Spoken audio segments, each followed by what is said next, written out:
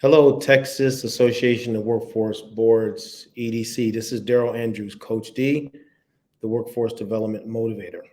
For the past 24 years, we have empowered thousands of your peers throughout the United States, Canada, and the Caribbean via our training, coaching, and consulting solutions. I want to thank Paul for giving me the opportunity to talk to you about probably our most in demand service today and most in demand need in workforce development, and that is the topic of self care. Now, just for point of clarification, many of us are very aware of the concepts of wellness. We hear wellness all the time. Many organizations have established wellness programs, and I'm all for it. I think it's the greatest thing in the world. But what we believe is this, and that is that wellness is one thing and self care is another. And we think you'll see in this presentation, we'll talk about it. Self care and wellness go hand in hand because when an individual focuses on self care, the natural byproduct of it is wellness. And that'll be mentioned in this presentation. I have a pretty dynamic team. You can see one of the team players here is Mondo Davis. Mondo was a consultant with us and a coach. He's the former campus pastor at Gateway Church in Fort Worth, Texas, one of the largest churches in Texas. But for the last 15 years, he's also been a coach and a trainer. And so he's on our team and known him for about 22 years, a phenomenal addition to the team. And he and I do a lot of the work along with others around this area of empowering self-care and workforce development. And so, as I mentioned, we have a dynamic team. Here's just a few of the people that's on it. We have many more. And we have been doing this work now since the days of some of you may remember JTPA. That's how long I've been involved with workforce development. We ran some very successful programs of our own. And as a result, many organizations throughout the country started contacting us to access how we were able to achieve success. And we started to do the consulting part where we train and consult on youth programs, adult programs, but more importantly, our staff, because our team was the primary reason why we were succeeding. It's the way we operated that caused tremendous success under the WIA days. And again, back to JTPA. So as you can see, there's a few of the teammates here. We have many consultants that work with us, many individuals who are passionate about this work. But self-care, all right, it's really important. And I'm going to start by asking you a question that I ask when I start my seminars. I'm not going to go through a full seminar with you today. Just want to break some things down for time's sake, because I know your meetings are not that long. But I always ask attendees, be it virtual or live, we do both quite a bit, that if you were given an expensive car, how would you treat it? And directors, the reason why we ask this question is because people are really clear on how they would treat something that they value, be it a car, be it a home, be it a swimming pool, be it clothing, you name it, okay?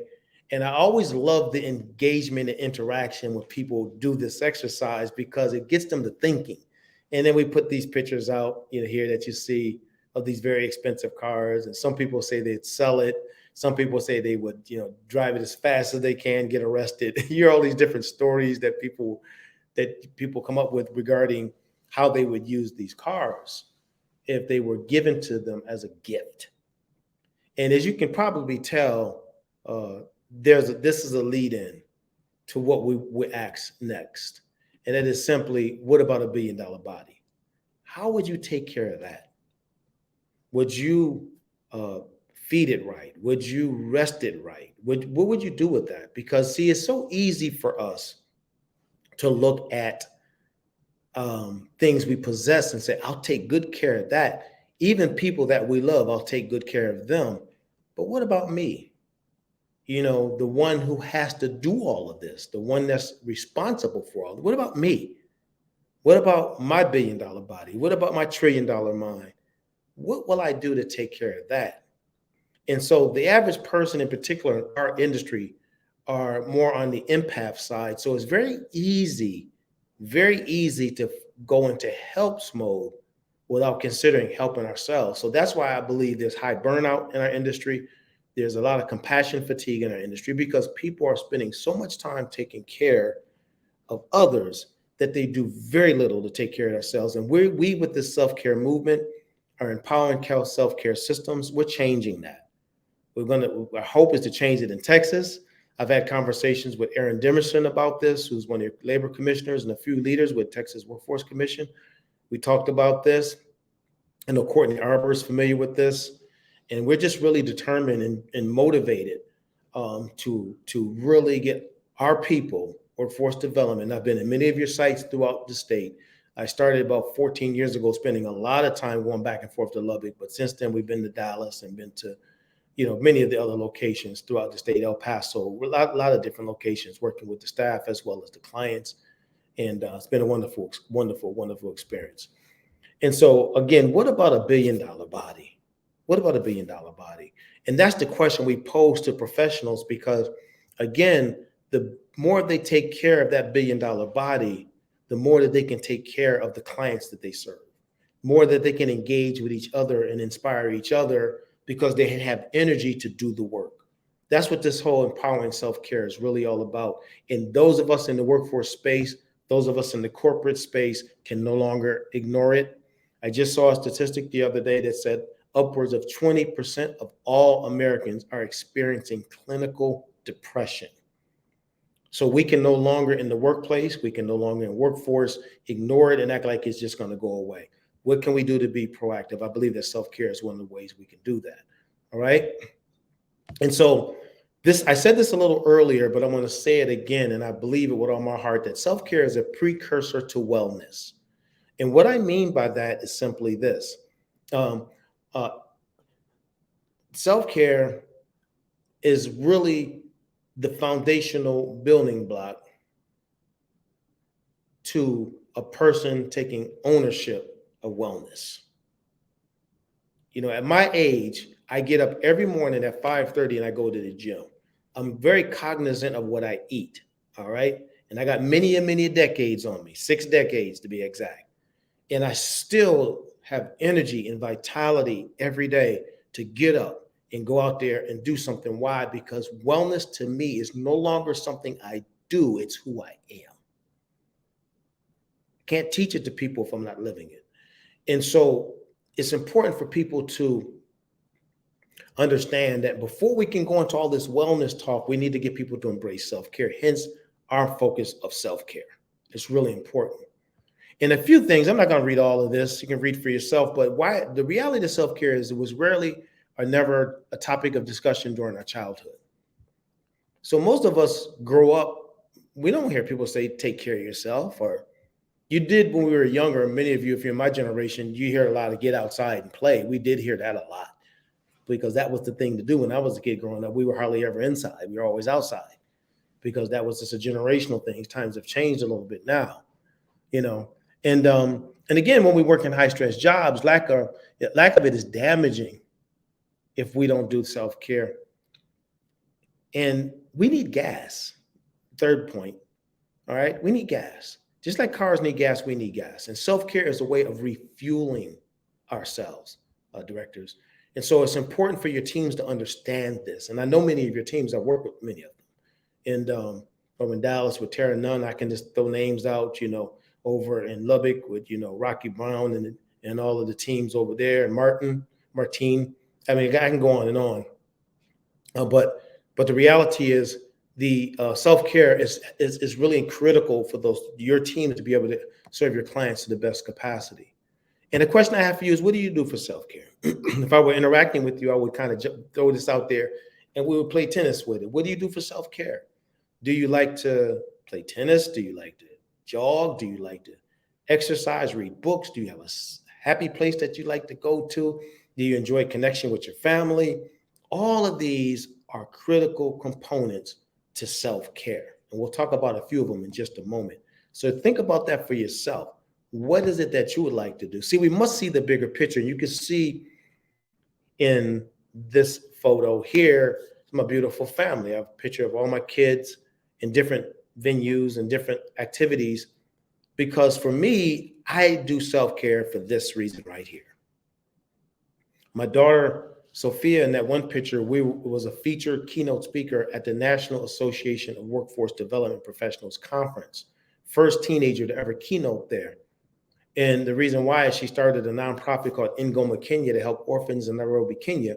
She was interviewed on the Kelly Clarkson show, and Melissa reached out to me for her to be a keynote.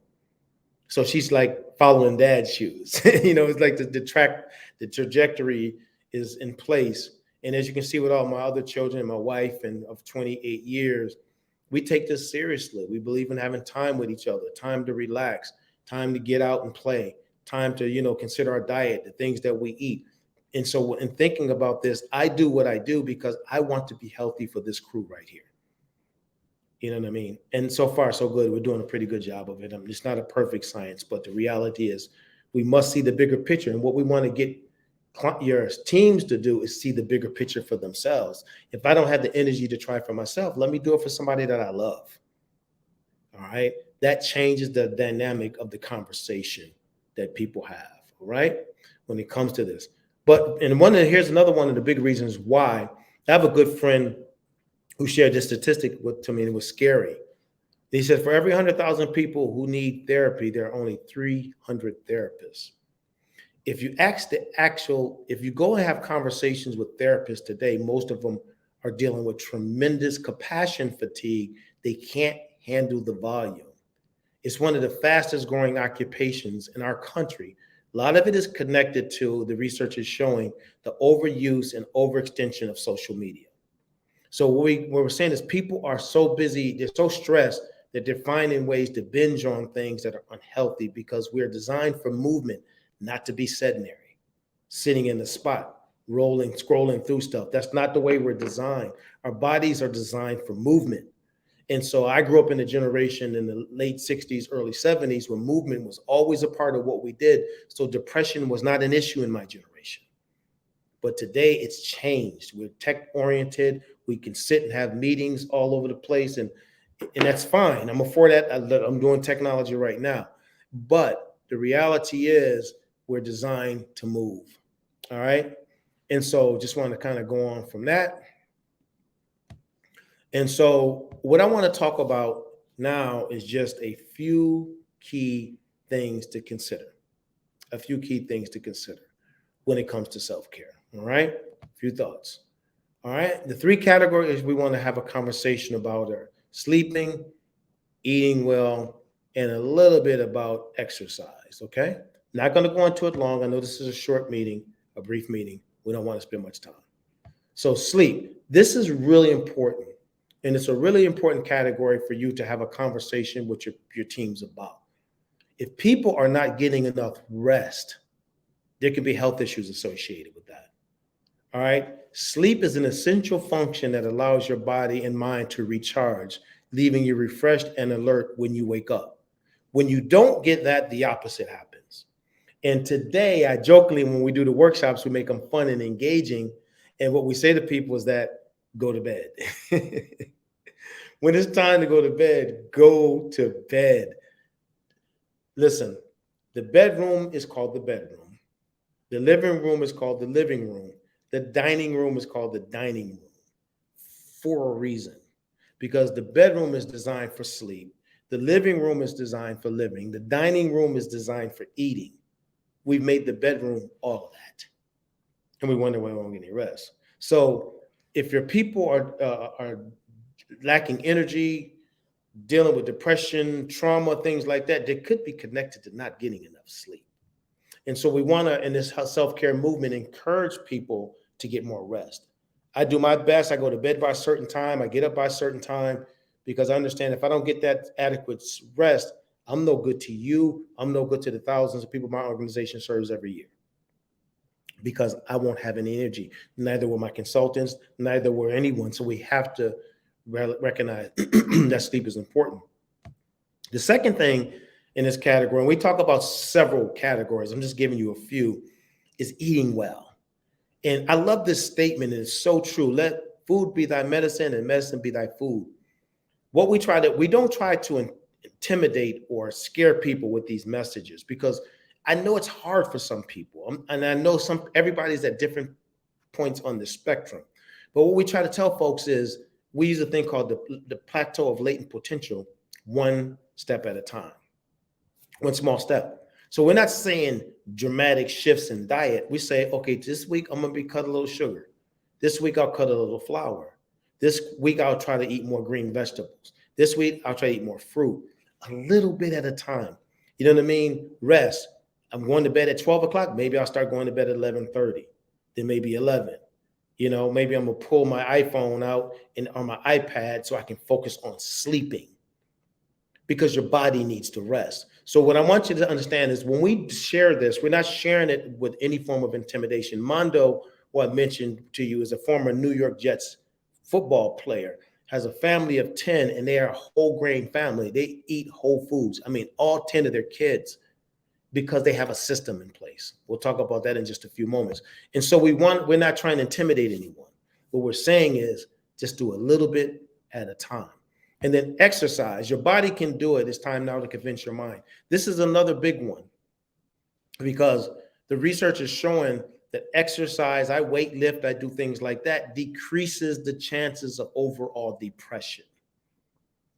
And what they're finding is people who exercise all the time significantly decreased their chances of depression and stress by 80%. Because what you end up doing is pushing stuff out of the body when you exercise. And so we're trying to get your teams, your people to understand, walk a block, then walk 2 blocks, then walk 3 blocks, walk up some steps. You don't have to go all out like Coach D, because I'm wired for it now. It's what I do every day. It's no big deal for me. But for the people who are just getting started, we want them to take one small step at a time. Really important. And because, again, we're talking about people taking ownership of self-care, okay? Ownership, which is different than most of what we hear here today. See, the American Psychological Association says this: research shows that exercise can also alleviate long-term depression.